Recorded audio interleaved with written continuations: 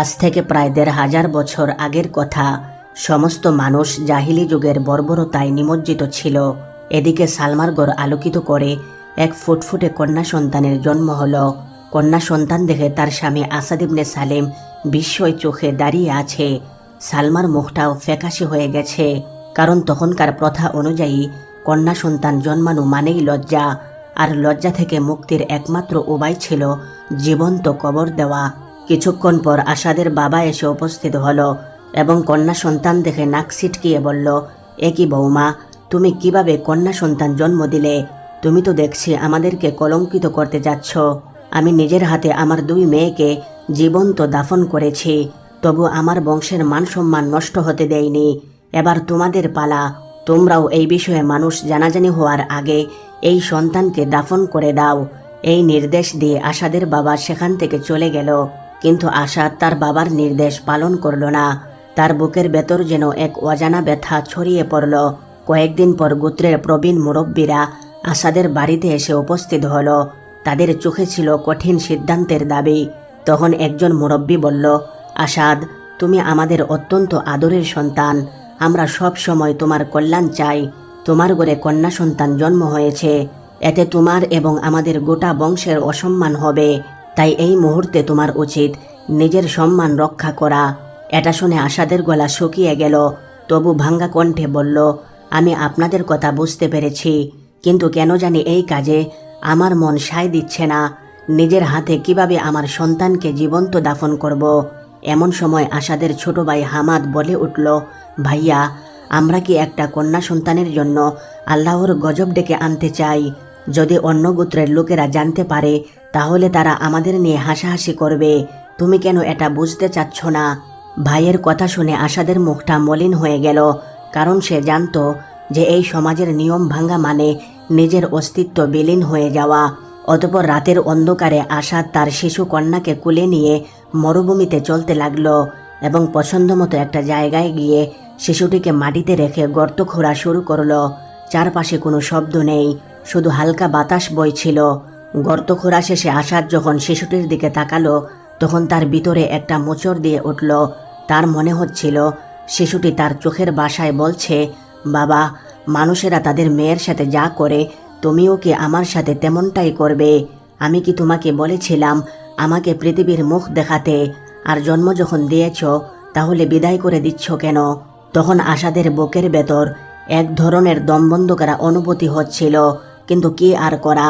তার চারপাশের অন্ধকার বাস্তবতা বদলানো যাবে না। সমাজের চোখে তার গোত্র আর পূর্বপুরুষের সম্মান নষ্ট করা যাবে না। এমন সময় তার পেছনে দাঁড়িয়ে থাকা হামাদ বিরক্ত স্বরে বলল, আর দেরি করছো কেন ভাই? এটা একটা সাধারণ ব্যাপার। তুমি কি মেয়ে জন্ম দিয়ে নরম হয়ে গেছো নাকি? তুমি ভুলে যাবে না তুমি একজন পুরুষ, আর পুরুষ কখনো আবেগের কাছে পরাজিত হতে পারে না। এই কথায় আসাদের ছোটবেলার স্মৃতি মনে পড়ে গেল। তার বাবা যখন তার বড় বোনকে মরুভূমির বালিতে পুঁতে ফেলেছিল, তখন তার মা কত কেঁদেছিল, কিন্তু সেই কান্নার কোনো মূল্য ছিল না। আজ সে নিজেই সেই পরীক্ষার মুখোমুখি। এমন সময় একজন লোক ঘোড়া চালিয়ে অত্যন্ত দ্রুত গতিতে এগিয়ে এলো। লোকটির মুখে ছিল মুখোশ পরা। সে এখানে এসেই পরিস্থিতিটা বুঝে ফেলল এবং আসাদকে বলল, একটু দাঁড়াও। অপরিচিত ব্যক্তির এই কথা শুনে আসাদ জিজ্ঞেস করল, কে তুমি, আর কোত্থেকে এখানে এলে? লোকটি তখন ঘোড়া থেকে নেমে বলল, তোমার কন্যার জীবন কেন শেষ করতে যাচ্ছ? সে কি এমন অপরাধ করেছে? এটা শুনে আসাদ কিছুক্ষণ চুপ করে রইল, কারণ সে জানত এই সমাজে এমন প্রশ্ন করা নিষিদ্ধ। অতঃপর আসাদ কঠিন গলায় বলল, হ্যাঁ, আমি আমার কন্যাকে হত্যা করছি, কারণ আমি একজন পুরুষ। তাই আমার এবং আমার গোত্রের মান সম্মান রক্ষা করা জরুরি। এই কথা শুনে লোকটি হেসে উঠে বলল, তুমি পুরুষ, আর তোমার মান সম্মান, সত্যিকারের সম্মান কি তা কি তুমি জানো? এই প্রশ্নের জবাব আসাদের জানা নেই, কিন্তু সে নিজের দুর্বলতা প্রকাশ করতে চায়নি। তখন লোকটি আসাদের কন্যার দিকে তাকিয়ে আসাদকে বলল, তুমি যদি শুনতে চাও তাহলে আমি তোমাকে একটা গল্প বলবো। এটা শুনে আসাদ মাথা নেড়ে সম্মতি দিল। তখন লোকটি বলতে শুরু করলো, আজ থেকে অনেক বছর আগে একজন শক্তিশালী গোত্রপতি ছিল, যার নাম ছিল হারিস ইবনে খালিদ।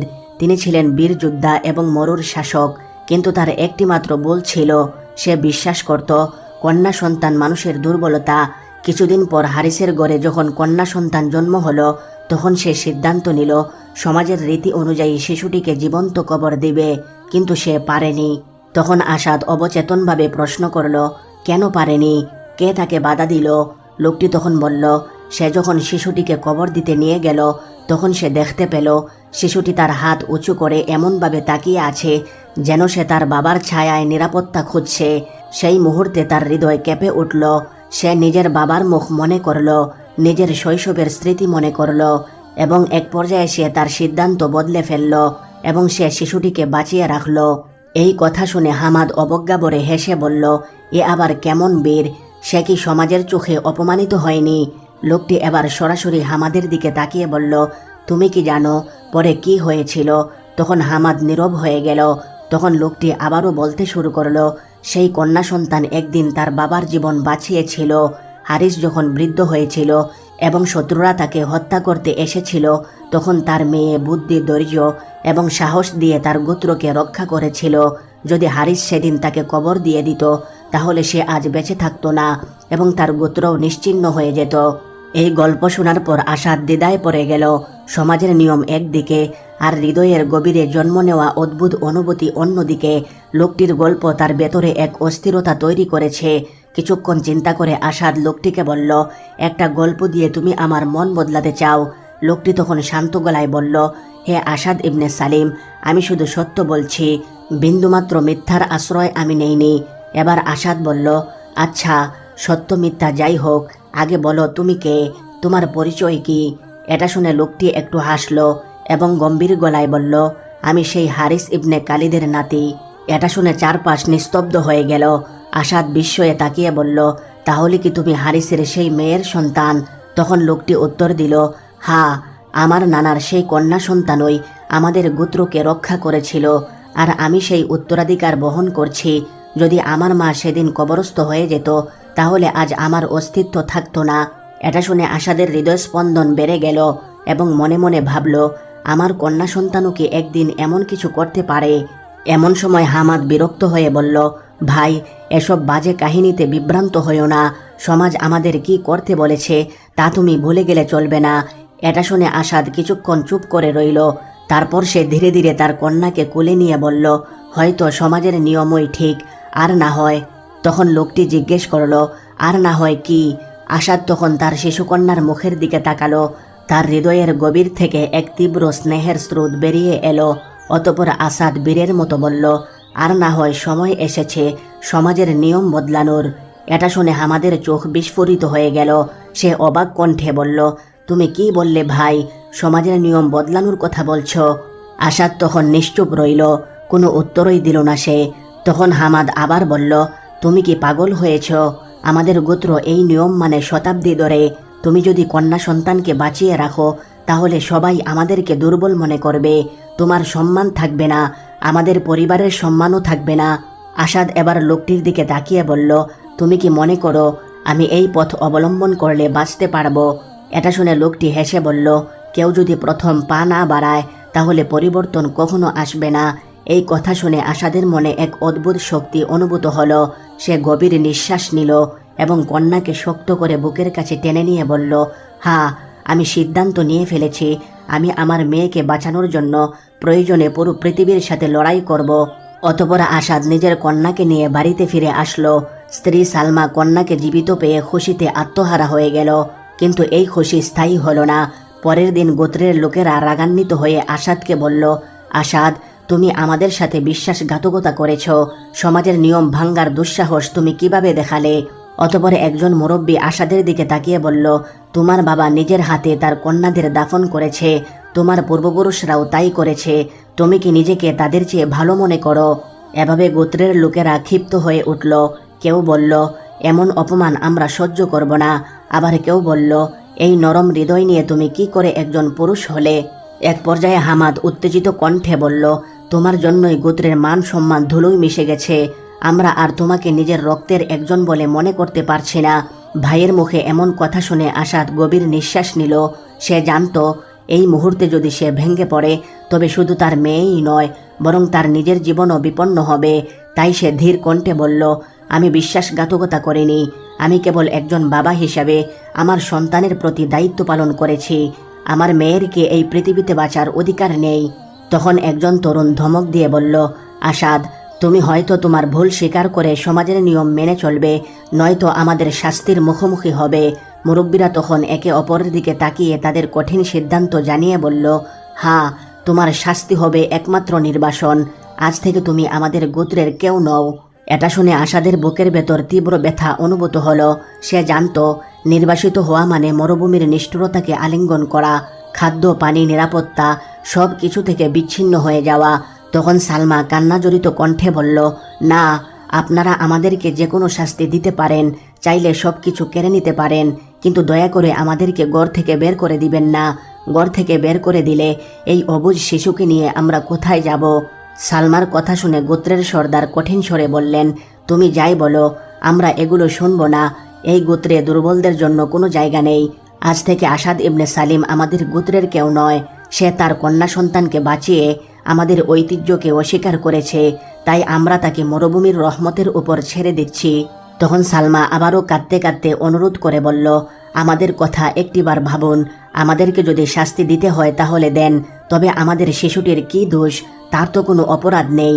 কিন্তু কেউ তার কথার কর্ণপাত করল না। অতঃপর আসাদ তার স্ত্রী সালমা ও কন্যাকে নিয়ে মরুভূমিতে পা বাড়ালো।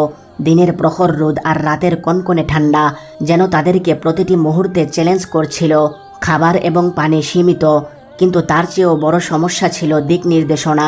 কোথায় যাবে আর কোন দিকে যাবে কিছুই বুঝতে পারছিল না। অতঃপর 3 দিন পর যখন তাদের পানির পাত্র প্রায় শুকিয়ে এসেছিল, তখন দূর থেকে এক কাফেলার দেখা মিলল। আসাদ তখন দ্রুত তাদের দিকে এগিয়ে গেল। তাদেরকে দেখে কাফেলার যাত্রীরা সাবধান হয়ে উঠল, কিন্তু তাদের নেতা শান্তভাবে বললেন, কে তুমি এবং এই মরুভূমির বুকে কোথায় যাচ্ছ? তখন আসাদ ক্লান্ত কণ্ঠে বলল, আমি একজন নির্বাসিত মানুষ। আমার গোত্রের লোকেরা আমাকে ভিটেমাটি থেকে বিতাড়িত করে দিয়েছে, তাই আমার স্ত্রী এবং কন্যা সহ নতুন আশ্রয় খুঁজছি। এটা শুনে লোকটি কিছুক্ষণ ভাবল, তারপর বলল, তোমার নাম কি?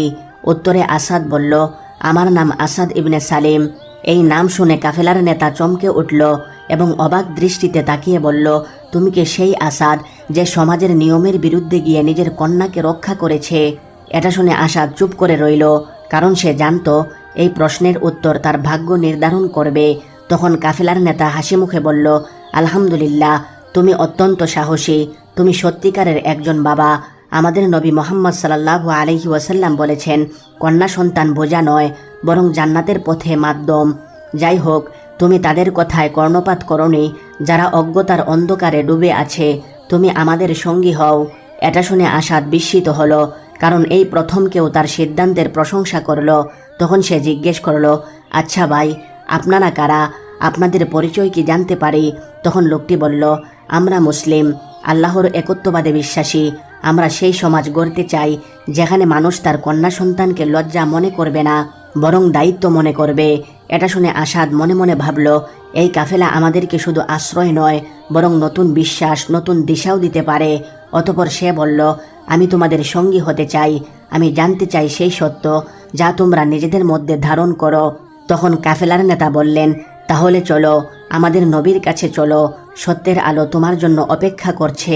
অতঃপর আসাদ তার স্ত্রী সন্তান সহ কাফেলার সাথে চলতে শুরু করলেন।